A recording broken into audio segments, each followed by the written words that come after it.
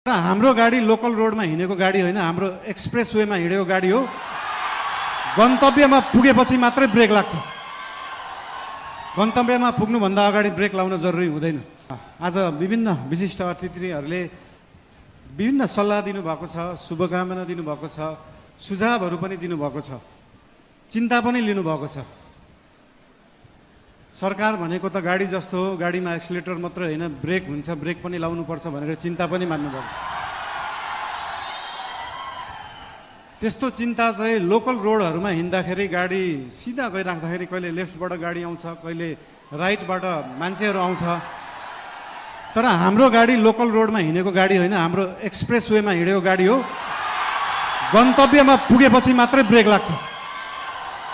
गन्तव्यमा पुग्नुभन्दा अगाडि ब्रेक लाउन जरुरी हुँदैन। र हाम्रो गाडी अनियन्त्रित पनि छैन, वातावरण पनि मिलेर गएको छ। त्यही भएर हाम्रो पार्टीप्रति, हाम्रो सरकारप्रति जुन चिन्ता लिनुभएको छ त्यसको लागि धेरै धेरै धन्यवाद पनि दिन चाहन्छु। चिन्ता लिनु राम्रो कुरा हो। जनता र जनताको भोट भनेको हावा जस्तो हुन्छ, कहिले हावा यताबाट चल्छ, कहिले उताबाट चल्छ भनेर चिन्ता लिनुभएको छ। हामीले कुनै हावा चलाएका छैनौँ, हामीले बाढी ल्याएर खोला फर्काएको र खोला एकचोटि सिधा बाटो, आफ्नो सही बाटोमा फर्किएपछि निरन्तर त्यही बाटो बगिरहन्छ। यो हावा जस्तो कहिले लेफ्ट राइट उत्तर दक्षिण पूर्व पश्चिम बग्दैन।